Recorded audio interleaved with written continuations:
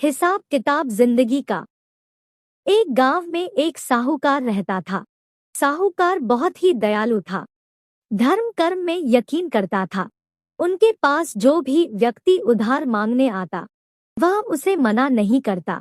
साहूकार का एक मुनीम था, जो कर्जदारों से जब भी पूछता कि भाई तुम उधार कब लौटाओगे, इस जन्म में या फिर अगले जन्म में, जो लोग ईमानदार होते वह कहते, सेठ जी हम तो इसी जन्म में आपका कर्ज चुकता कर देंगे।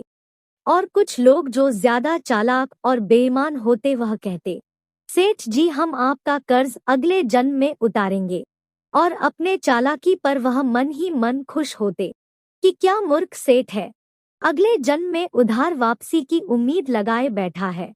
ऐसे लोग मुनीम से कह देते कि वह अपना कर्ज अगले जन्म में चुकाएंगे।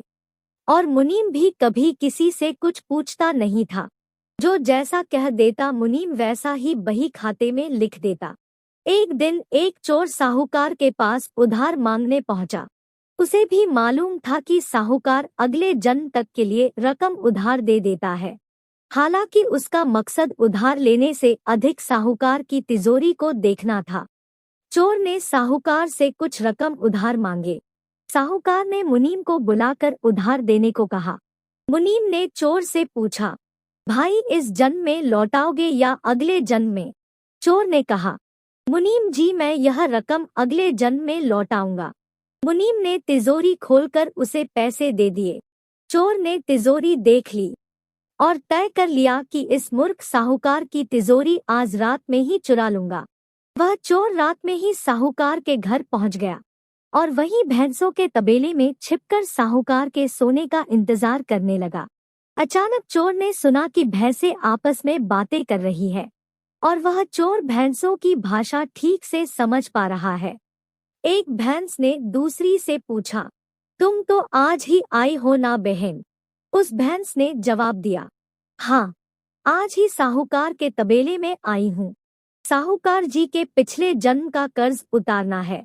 और तुम यहाँ कब से हो? उस भैंस ने पलटकर पूछा।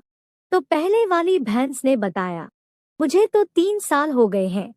मैंने साहूकार जी से कर्ज लिया था, यह कहकर कि अगले जन्म में लौटाऊंगी।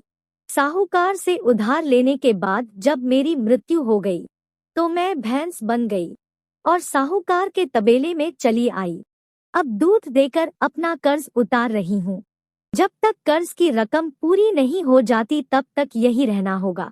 चोर ने जब उन भैंसों की बातें सुनी तो होश उड़ गए और वहां बंधी भैंसों की ओर देखने लगा। वह समझ गया कि उधार चुकाना ही पड़ता है, चाहे इस जन्म में हो या अगले जन्म में, उसे चुकाना ही होगा। चोर उल्टे पांव साहूकार की घर की ओर भागा और जो कर्ज उसने लिया था उसे फटाफट मुनीम को लौटाकर रजिस्टर से अपना नाम कटवा लिया।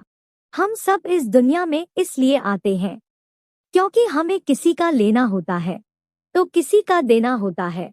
इस तरह से प्रत्येक को कुछ न कुछ लेन देन के हिसाब चुकाने होते हैं, चाहे दुख हो या सुख, हिसाब तो सबको चुकाना पड़ता है। यह प्रकृति का नियम है। तो आज हमने इस कहानी के माध्यम से यह जाना कि हमें अपने कर्मों का हिसाब चुकाना ही होता है, चाहे इस जन्म में हो या किसी और जन्म में। ये कहानी आपको कैसी लगी हमें कमेंट करके जरूर बताएं और कहानी पसंद आई हो तो लाइक एंड शेयर करना ना भूलें।